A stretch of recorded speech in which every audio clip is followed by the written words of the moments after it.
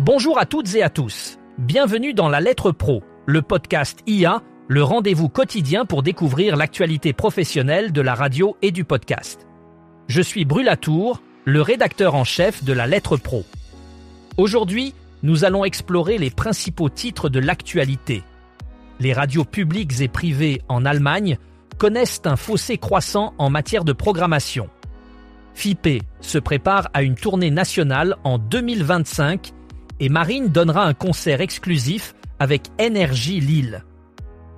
De plus, Nostalgie organise la plus grande chasse aux œufs gratuite de Belgique et au Royaume-Uni, la radio commerciale capte 90% de l'écoute financée par la publicité.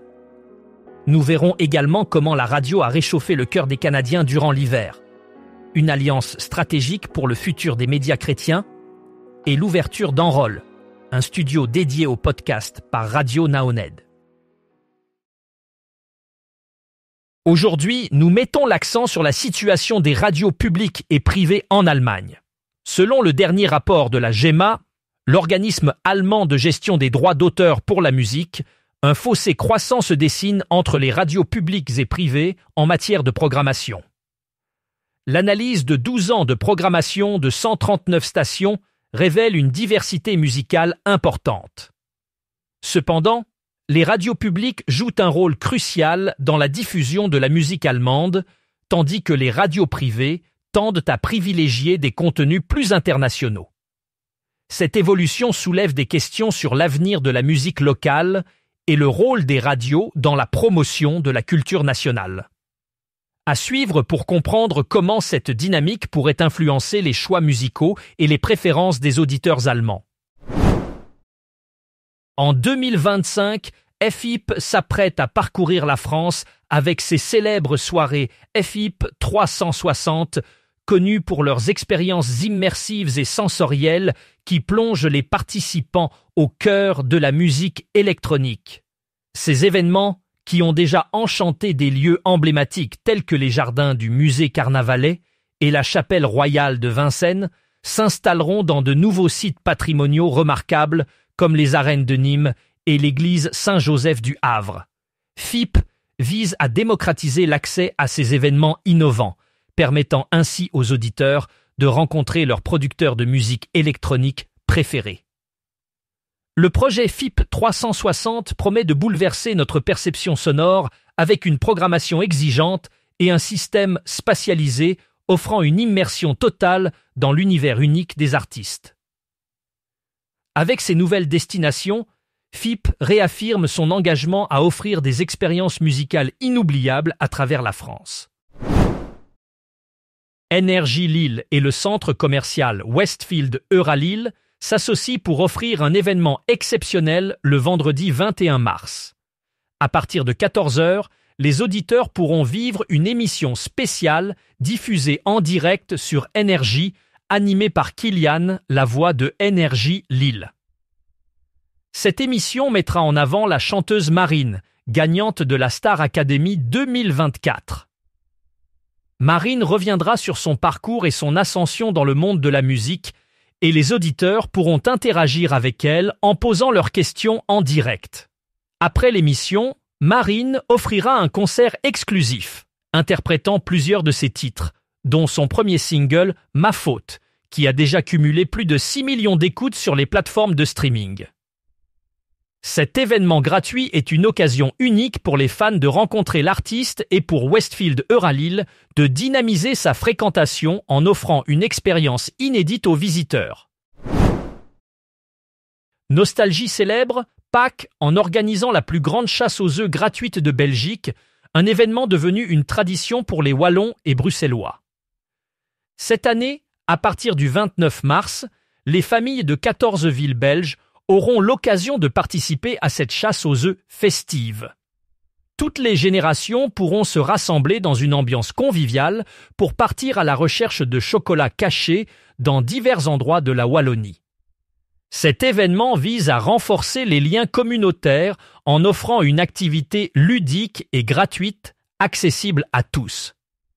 Les organisateurs espèrent que cette initiative apportera joie et amusement aux participants, tout en célébrant l'esprit de Pâques dans une atmosphère chaleureuse et inclusive. C'est une excellente occasion pour les familles de profiter ensemble d'une journée agréable et de créer de précieux souvenirs. Le rapport Speed of Sound, réalisé par Radio Centre en collaboration avec MTM, révèle l'importance croissante de la radio commerciale au Royaume-Uni. Actuellement, ce secteur capte 90% de l'écoute financée par la publicité, ce qui représente une part significative du marché audio britannique. Chaque semaine, 76% des adultes britanniques écoutent la radio commerciale, un chiffre qui a augmenté de 5,3 millions d'auditeurs au cours des 6 dernières années. Cette croissance souligne l'attrait continu de la radio commerciale, qui reste une plateforme essentielle pour les annonceurs cherchant à atteindre un large public. Le succès de la radio commerciale est attribuable à sa capacité à offrir une programmation diversifiée et à s'adapter aux préférences changeantes des auditeurs. Cette tendance pourrait influencer les stratégies publicitaires futures, consolidant la position de la radio commerciale comme un acteur clé dans le paysage médiatique britannique. Durant l'hiver, l'écoute de la radio en direct diffusée en continu a connu une popularité croissante parmi les Canadiens, notamment au sein des principaux groupes démographiques.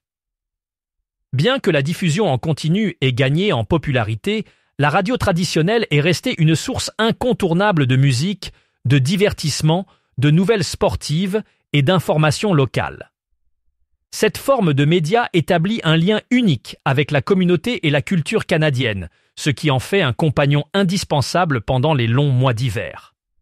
La radio ne se contente pas de fournir des contenus variés, elle joue également un rôle vital dans le maintien du moral des auditeurs et dans le renforcement des liens sociaux durant les périodes de froid intense.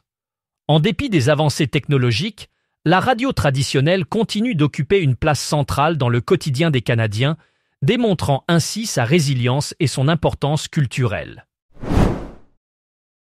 RCF et Radio Notre-Dame, deux piliers de la radio chrétienne, ont décidé de renforcer leur collaboration en mettant en place un projet éditorial et numérique commun.